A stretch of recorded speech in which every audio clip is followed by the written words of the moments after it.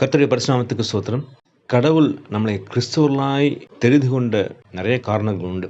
ஏன்னா இந்த உலகத்துல பல கோடி மக்கள் தேவனை அறியாம இருக்கிறாங்க. அதுவும் குறிப்பா நம்ம இந்திய தேசத்துல இயேசு கிறிஸ்துவை அறியாத பல கோடி மக்கள் இருக்காங்க. அவர்கள் மத்தியில நம்மளை எதற்கு தேவன் தெரிந்து கொண்டார்னா, நம்ம ஒரு கனி கொடுக்கிற ஒரு வாழ்க்கை வாழணும். அந்த கனி எப்படின்னா, அந்த மரத்துக்கோ அந்த கொடிக்கோ எந்த யூஸுமே கிடையாது. மற்றவர்களுக்கு தான். இல்ல நம்ம ஒரு ஒளியாய், உப்பாய் நம்மளை தேவன் அழைத்திருக்கிறார். இல்ல வசனம் அதானே சொல்லுது. நீங்க கனி கொடுக்கலன்னா, உங்கள வெட்டி எங்க போட்டுருவாங்க? அக்கினியில போட்டுருவாங்க. உப்பு சாரம் இல்லன்னா, அது என்ன பண்ணுவாங்க? தூக்கி ரோட்ல போட்டுருவாங்க. மனுஷர்கள் மிதிக்கிற மாரி போட்டுருவாங்க. ஸோ இதெல்லாம் எதற்கு நம்மளை தேவன் அழைத்திருக்கிறார்னா, நம்மனால பல கோடி மக்கள், பல ஜாதி மக்கள் தேவனிடத்துல வரணுங்கிற ஒரே நோக்கத்துக்காக தான் தேவன் நம்மை தெரிந்தெடுத்திருக்கிறார். ஸோ நம் மூலியமாக மற்ற மக்கள் தேவனை அறிந்து கொள்ளணும். இதுதான் ஒரு முக்கியமான ஒரு காரியம் தேவன் நம்மளை தெரிந்து கொண்டதுக்கு. ஆனா நம்மளுடைய ஓட்டம் எப்படி இருக்கிறது? நிறைய நேரம் நம்முடைய ஓட்டம் நம்மளுடைய தேவைகளுக்காக ஓடிக்கொண்டிருக்கிறோம். ஆபிரகாம் மூலியமாக உலகத்தின் மற்ற மக்கள் எல்லாரும் ஆசீர்வதிக்கப்பட்டாங்க. அதே மாதிரி தான் தேவன் நம்ம மூலியமாக நிறைய மக்கள் ஆசீர்வதிக்கணும்னு நினைக்கிறார். ஆனா நம்ம என்ன பண்றோம்? நமக்கு ஆசீர்வாதம் வேணும்னு சொல்லி தேவனிடத்துல கேட்டுக்கொண்டிருக்கிறோம். நம்ம அப்படி இருக்கிறோமா? இல்ல ஃபர்ஸ்ட் நம்ம என்ன பண்ணுவோம்? நம்ம தேவனுக்கு உபயோகமான ஒரு பாத்திரமா இருப்போம். அதை விட்டுட்டு எனக்கு ஏதாவது கொடுங்க கடவுளே, என்ன ஆசீர்வதிங்க, என் குடும்பத்தை ஆசீர்வதிங்கன்னு சொல்லி அதை மட்டுமே கேட்காம, அப்ப நான் உங்களுக்கு என்ன செய்யணும்னு கேட்டுட்டு நம்ம ஒரு கனிதரும் செடியா இருப்போம் இல்லையா? நல்ல ஒரு எக்ஸாம்பிள் யோசேப்பு தாங்க. யோசேப்பை குறித்து போட்டிருக்கு. நீங்க ஆதியாகமம் 49:22 அந்த வசனத்தை வாசிக்கணும். யோசேப்பு கனிதரும் செடி, அவன் நீர் ஊற்றண்டையில் உள்ள கனிதரும் செடி, அதன் கொடிகள் சுவரின் மேல் படரும். யோசேப்பை குறித்து சொல்லும்போது அவர் பார்த்தீங்கன்னா, யாக்கோபு அவரை ஆசீர்வதிக்கிறார். அதுக்கு முன்னாடியே நீங்க பார்த்தீங்கன்னா, யோசேப்பு கனிதரும் செடி தாங்க. இப்ப இருக்கிற அந்த வாலிபர்கள்லாம் எதை கொண்டு கனவு கொண்டிருப்பாங்க? இந்த உலகத்தின் இச்சையான காரியங்களை குறித்து, இல்லைன்னா என்ன விளையாடலாம், என்ன மொபைல் விளையாடலாம், என்ன கேம்ஸ் விளையாடலாம், எந்த பொண்ணை பார்க்கலாம் அப்படிங்கிற ஒரு தாட்ல இருப்பாங்க. ஆனா யோசேப்பு பாருங்களேன், அந்த சின்ன வயசுல தேவன் அவருக்கு தரிசனங்களை கொடுக்கிறார்.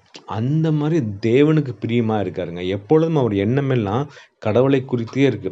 அதனாலதான் என்ன ஆகுதுன்னா, கடவுள் அழகா அவருக்கு ஒரு தரிசனத்தை கொடுக்குறாரு. அந்த தரிசனத்துல வாங்கிட்டாரு, கடவுள் தான் கொடுத்தாரு.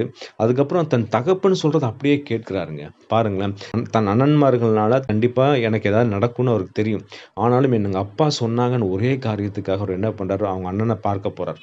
அந்த ஒரு கீழ்ப்படிதல் என்ன பண்ணுது? யோசேப்பு அழகா அவரை எகிப்து தேசத்துக்கு கொண்டு போற வரைக்கும் அந்த ஒரு கீழ்ப்படிதல் தான் ரொம்ப ஒரு இம்பார்ட்டன்டான பாயிண்ட். நினைச்சு பாருங்க, அவர் சொல்லியிருந்தா, நான் போக மாட்டேன்ப்பா, இந்த அண்ணன்லாம் என்னை கொல்றதுக்கு ட்ரை பண்றாங்க, நாங்க போனா எனக்கு என்னது ஆயிரும், அதனால நான் போக மாட்டேன்னு சொல்லியிருந்தேன், கண்டிப்பா யோசேப்பு அங்க போயிருக்க மாட்டாரு.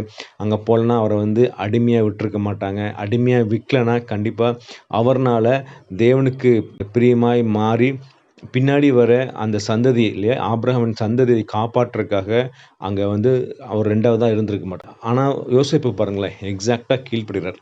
கீழ்ப்படிந்து போறாரு, அங்க அடிமையா விற்கப்படுறாரு. அங்க போனா பாவம் செய்யறதுக்கு நிறைய சந்தர்ப்பங்கள். அப்பா அம்மா கூட இல்ல, அண்ணா இல்ல, யாருமே என் கூட இல்ல, நான் பாவம் செஞ்சா யாரு பார்ப்பா?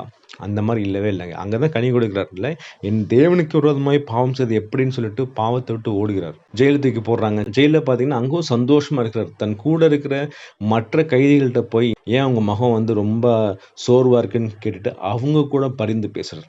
இதுதான் கணிதரும் திராட்சை செடிங்க இல்லையா? அது மட்டும் இல்லாம அவங்க அண்ணன்மார்கள் கடைசியில வர்றாங்க. அவங்க இருக்கிற ஊர்ல பஞ்சம், எகிப்து தேசத்துக்கு வர்றாங்க.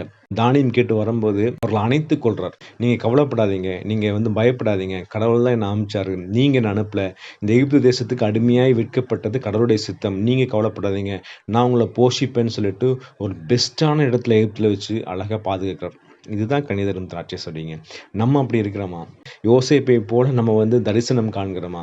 யோசேப்பை போல நம்ம நமக்கு பெரியவங்க இருப்பாங்க இல்லையா, நமக்கு ஒரு ஒரு ஸ்பிரிச்சுவல் லீடர்ஸ் இருப்பாங்க, அவங்களுக்கு நம்ம கீழ்ப்படுகிறோமா? இல்லை நம்ம தாய் தந்தைக்கு கீழ்ப்படுகிறோமா?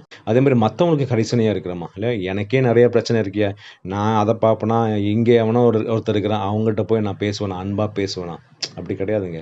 யோசிப்பை பாருங்க, அவருக்கு 1000 பிரச்சனை, அடுத்த நாள் என்ன நடக்குன்னு தெரியாது, ஆனாலும் அவர் போய் கனிவா பேசுறார். நம்ம அந்த மாதிரி பேசுறவாங்க இல்லை? அதே மாதிரி கொலை செய்ய நினைச்ச தன் சகோதரர்களை ஆதரிக்கிறார். நம்ம பண்ணுவோமா?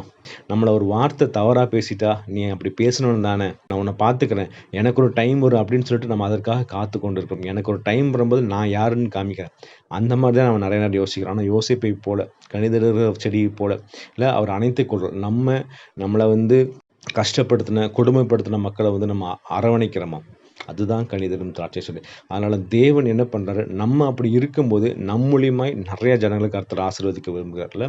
அதை விட்டுட்டு நம்ம தேவனுக்கு பிரியமில்லாமல் வாழ்ந்தோம்னா, கனி கொடுக்காம, இல்லைன்னா சில பேர் கசப்பான கனி கொடுத்தோம்னா கண்டிப்பாக அதை வந்து வெட்டியில் அக்கினியில் போட்டுருவாங்க. அதனால் இன்றைக்கி நம்ம யோசிப்போம், நம் வாழ்க்கையில் எந்தெந்த காரியங்கள் எல்லாம் தேவனுக்கு பிரியமில்லாமல் இருக்குது, நான் என்னால் கனி கொடுக்க முடியல, தேவன் எதிர்பார்க்கிற அந்த ஆசீர்வாதம் மற்றவங்களுக்கு என்னால் ஏன் போகலைன்னு நம்ம கடவுள்கிட்ட கேட்டு அதை நம்ம வந்து மன்றாடி ஒப்புரவாகி கடவுள்கிட்ட நம்ம வந்து மன திரும்பும்போது ஆட்டோமேட்டிக்காக கடவுள் திரும்பியும் நம்மளை வந்து எடுத்து பயன்படும். அதனால் இன்னைக்கு நம்ம வந்து யோசப்பை போல மாறுவோம், யோசப்பை போல கணிதறிவு சரியாய் மாறுவோம். கர்த்தர் தாமே வசனத்தை ஆசீர்வதிப்பாராக. ஆமென்.